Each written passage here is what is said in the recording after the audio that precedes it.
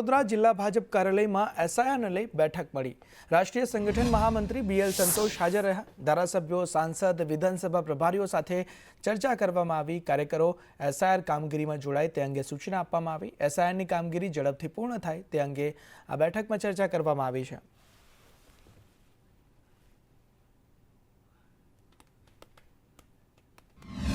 मध्य गुजरातना अलग अलग जिल्लाना अलग अलग विधानसभा में अलग अलग बूथ में जो एसआईआर नी कामगीरी चाले छे एनु सिंहावलोकन थशे। कार्यकर्तानी सहभागिता, मतदारोनी सहभागिता वधे अने झड़पथी आ कार्य पूर्ण थाय ए दिशा में आज बातचीत थवानी छे। ए माटे आज महत्वनी बैठक माटे थईने राष्ट्रीय संगठन महामंत्री आज वडोदरा जिल्लाना वंदे कमलम कार्यालय खाते आव्या छे। आ तरफ पोशीनाना अंतरियाळ विस्तारों ज्यां रोड समाप्त थाय छे त्यांथी बीएलओनी सफर शरू थाय छे। 3 થી 5 કિલોમીટરની પદયાત્રા, ડુંગર ઉપર ચઢાણ અને જંગલ વિસ્તારમાં ઘર ઘર સુધી પહોંચી મતદાર યાદીની કામગીરી કરી રહ્યા છે। પોશીના વિસ્તારમાં અત્યાર સુધી 70% કરતાં વધુ કામગીરી પૂર્ણ થઈ છે। કઠિન પરિસ્થિતિઓ વચ્ચે પણ ફરજ નિભાવતા આ બીએલઓ કર્મચારીઓ પ્રશંસાને પાત્ર છે। विस्तार में आम तो 4-5 किलोमीटर विस्तार में डूंगर विस्तार होय अने ए विस्तार में बीएलओ ने कामगीरी करवा माटे जवानुं होय तो पण आ विस्तारना तमाम बीएलओए मोटाभागनी कामगीरी अत्यारे 60-70% पूर्ण करेली छे। अत्यारे आम तो पूर्ण सहकार पण तंत्र द्वारा पण बीएलओ ने मळे छे अने खूब सारी कामगीरी। थोड़ी तकलीफ ए वातनी छे के अहींयाथी जे दीकरीओ छे ए बहारथी राजस्थानथी अहींया आवेली होय એટલે એનો અનુક્રમ નંબર અને ભાગ નંબર લેવા માટે થોડી મુશ્કેલીઓ પડે છે। ગુજરાતમાં પોશીના તાલુકામાં પણ આ કામગીરી હાલ ચાલી રહી છે। એસઆઈઆરની જે પ્રક્રિયા છે જેની અંદર બીએલઓ ડુંગરે ફરી અને આ વિસ્તાર થોડોક છૂટો છવાયો છે જેની અંદર દરેક ઘરે જઈ અને બીએલઓ ખૂબ સરસ અને સરાહનીય અને સુંદર કામગીરી કરી રહ્યા છે। હાલ અમારા ગામમાં બીએલઓનું કામ ચાલુ છે એ માટે સાહેબ સારી રીતે કામ કરે છે અને ગામ લોકો બી સારો એવો સહકાર આપે છે ને સાહેબે બધાને બોલાવીને સારી રીતે કામ કરે છે। પણ અમુક જગ્યાએ 2002ની યાદીમાં નામ નથી, પછી અજાવાસ ગામમાં અમુક ફળિયામાં યાદીમાં નામ જ નથી, એ માટે સાહેબને બી તકલીફ પડે છે અને લોકોને બી તકલીફ પડે છે। સૌરાષ્ટ્રના સૌથી લાંબા ઓવરબ્રિજનું આજે મુખ્યમંત્રીના હસ્તે લોકાર્પણ કરવામાં આવતા જામનગરવાસીઓમાં આનંદની લાગણી છવાઈ હતી। આ બ્રિજ બનતા જામનગરનો વર્ષો જૂનો ટ્રાફિકનો પ્રશ્ન હળવો થશે।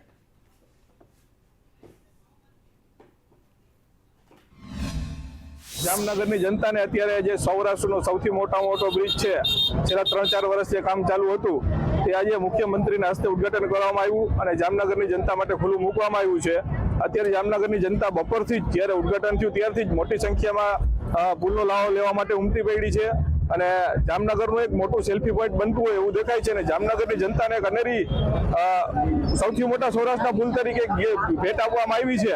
એ બહુ આજે અહીં અમે અત્યારે પુલ ઉપર આવ્યા છીએ અને મોસ્ટ ઓફ તમે જોઈ શકો છો કે આજે ઘણા લોકો સેલ્ફી માટે, સ્પેશિયલી વિડીયોગ્રાફી માટે, લાઇટિંગ ને બધું જોવા માટે આવ્યા છે। આજે જ આ પુલનું ઉદ્ઘાટન થયું છે મુખ્યમંત્રી શ્રી ભૂપેન્દ્રભાઈ પટેલના હસ્તે અને ખૂબ સરસ અત્યારે અહીં લાગે છે અને લોકો ખૂબ ઉત્સાહમાં છે આજે। અને સાથે મેઇન એક વસ્તુ કહેવા चाहिए ને તો જે ટ્રાફિક સમસ્યા હતી જામનગરમાં એ મોટે ભાગે અત્યારે ખતમ થઈ ગઈ છે કેમ કે બધી જગ્યાએ ટ્રાફિકના બહુ પ્રોબ્લેમ હતા તો પુલ બની ગયા પછી એ લગભગ પૂરું થઈ ગયું કેમ કે બધી જગ્યાએ એટલું સરસ વાતાવરણ થઈ ગયું છે। કેબિનેટ બેઠક બાદ પ્રવક્તા મંત્રી જીતુ વાઘાણીનું નિવેદન સામે આવ્યું। એસઆઈઆરની કામગીરી બાબતે મંત્રીઓને સૂચના આપી દેવામાં આવી છે તેવું તેઓએ કહ્યું। સમય મર્યાદામાં કામગીરીની સીએમએ પણ સૂચના આપી। ભરતીને લઈ જીતુ વાઘાણીએ કહ્યું કે ખાલી જગ્યાઓ પર ભરતી કરવા મુખ્ય સચિવને સૂચના આપવામાં આવી છે। પાવાગઢમાં 500 વર્ષ પછી પીએમએ ધજા ફરકાવી। આજે અયોધ્યામાં ધર્મધ્વજ લહેરાયો। ધરમપુરમાં ચિંતન શિબિરના આયોજનને લઈને પણ તેઓએ કહ્યું હતું કે તેના વિશે પણ ચર્ચા કરવામાં આવી છે અને વધુમાં કહ્યું 27, 28, 29 નવેમ્બરે ચિંતન શિબિર યોજાશે। સામૂહિક વિકાસની થીમ પર આ શિબિર યોજવામાં આવશે તેવું પણ પ્રવક્તા મંત્રી જીતુ વાઘાણીએ કહ્યું છે।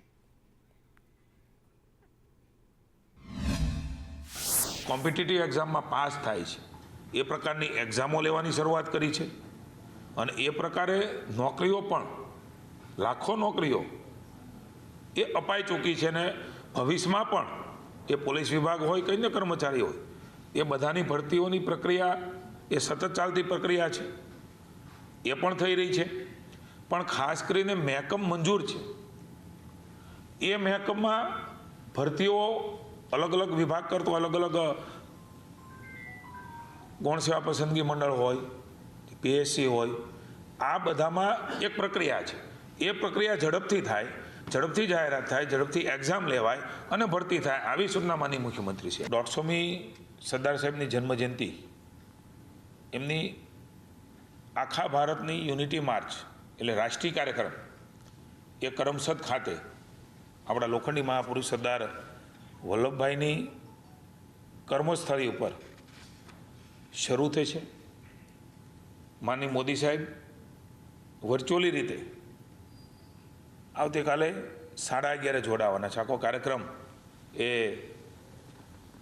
10 વાગ્યાથી શરૂ થશે. માનનીય મુખ્યમંત્રી શ્રી ભૂપેન્દ્રભાઈ, ભારતીય જનતા પાર્ટીના અમારા પ્રદેશ અધ્યક્ષ માનનીય શ્રી જગદીશભાઈ વિશ્વકર્મા, ત્યાંનું યુનિટ, બધા જ લોકો આ પ્રારંભના કાર્યક્રમમાં, પદયાત્રામાં આવતીકાલે જોડાવાના છે. બોટાદની ગઢડા નગરપાલિકાના પ્રમુખની વરણી કરવામાં આવી. નગરપાલિકાના પ્રમુખ તરીકે કિશોર ખાચરની બિનહરીફ વરણી થઈ છે. હિતેશ પટેલે પ્રમુખ પદેથી રાજીનામું આપ્યું હતું. પ્રાંત અધિકારી અધ્યક્ષતામાં યોજાઈ પ્રમુખની ચૂંટણી. ગઢડા નગરપાલિકામાં ભાજપના 18 અને કોંગ્રેસના 10 સભ્યો.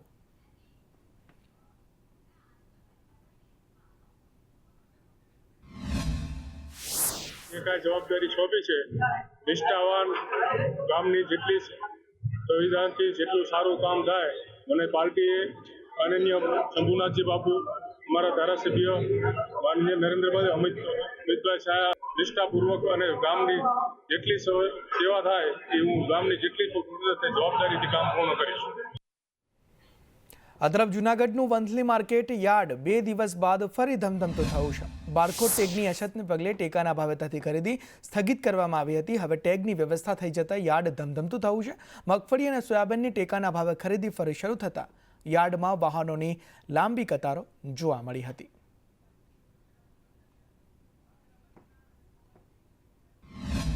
બારકોડ નહોતા એને કારણે બંધ હતું 2 દિવસ, પણ વ્યવસ્થિત 4 મંડળી ઉપર વ્યવસ્થિત 2 જગ્યા સેન્ટર ચાલુ થઈ ગયા છે અને વ્યવસ્થિત ખેડૂતને મેસેજ નાખ્યા એટલે બધા ખેડૂત વ્યવસ્થિત એની રીતે પોતાનો માલ ભરીને આવી ગયા છે અને વ્યવસ્થિત એની વ્યવસ્થા થઈ ગઈ છે. એક પણ ખેડૂતની મગફળી નથી તોડવાનું થતું નથી. સોયાબીન અને મગફળીની ખરીદી ઉમિયા મિલની અંદર ચાલુ છે. 2 દિવસ ટેગ નહોતા ત્યારે બધા ખેડૂતને ના પાડી, પછી ટેગ આવ્યા એટલે ચાલુ થઈ ગયું. એક બી લાઈન રોડ ઉપર છે નહીં, બહુ વ્યવસ્થા સારી છે. પછી માર્કેટિંગ યાર્ડ આપણે વંથલી, એમાં બી 3 મંડળી હાલે છે. એ મંડળીનું કામ બી વ્યવસ્થિત છે. ટાઈમ ટુ ટાઈમ ખેડૂતને બોલાવવાના, ટાઈમ ટુ ટાઈમ ચોરીને ઘરે રવાના કરી દેવાના અને કોઈ જાતનો રૂપિયો લેવામાં આવતો નથી. 2 દિવસ પહેલાં અમે આવ્યા હતા ત્યારે એવું જાણ કરવામાં આવેલું કે બારકોડ અહીંયા નથી. તેથી અમે પરત વહી ગયા હતા અને જ્યારે સાંજે વાત કરવામાં આવી કે બારકોડ આવી ગયા છે તો અમે સાંજે અહીંયા મગફળી લઈને આવી ગયા અને આજે બધા જ ખેડૂતની મગફળી હાઈ ક્લાસ રીતે બધી રીતે જોખાઈ ગઈ છે અને કોઈ જાતની કોઈ અવ્યવસ્થા અહીંયા છે નહીં. આજે અમે સોયાબીન ભરીને આવ્યા છે ત્યાં વિભાગ સોયાબીન ખરીદી 2 દિવસ ત્યાં ચાલુ છે અને બધા ખેડૂતનો વારો આવી છે. સોયાબીન લેવાય છે. વાત એવી મળી હતી સોયાબીન લેવાતું નથી ને ઓનલાઈન થઈ ગયું, તો એ હકીકત છે? ના સાહેબ, એ વાત ખોટી છે. આપણે 2 દિવસ ત્યાં ચાલુ થઈ ગયું અહીંયા અને આજે મારો વારો આવ્યો તો હું આજે ભરીને આવ્યો હતો. આ તરફ ઊંઝામાં ઉમિયા માતાની ભવ્ય શોભાયાત્રા નીકળી. માતાજીના ગાંખ મંદિરના પ્રાણ પ્રતિષ્ઠા નિમિત્તે શોભાયાત્રાનું આયોજન કરવામાં આવ્યું. મોટી સંખ્યામાં શ્રદ્ધાળુઓ આ શોભાયાત્રામાં જોડાયા અને ધન્યતા અનુભવી રહ્યા હતા. આવતીકાલથી 3 દિવસ સુધી પ્રાણ પ્રતિષ્ઠા મહોત્સવ યોજાશે.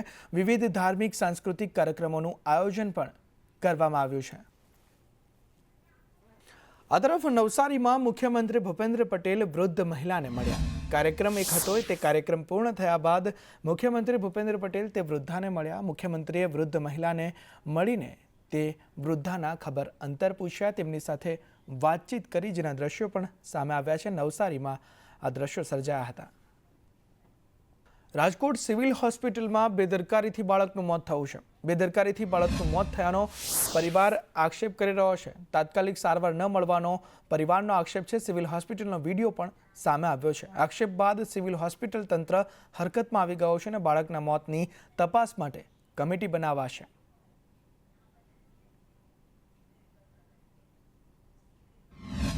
પછી 11 ને 10 છોકરાની ડેથ થઈ ગઈ. મારા મોટા ભાઈએ કીધું કે ડૉક્ટરને બોલાવો, ઇમરજન્સી છોકરાને કંઈ પણ થાય તો ડૉક્ટર કે આવે કરીને 1.5 કલાક પછી 1 વાગે ડૉક્ટર આવ્યા.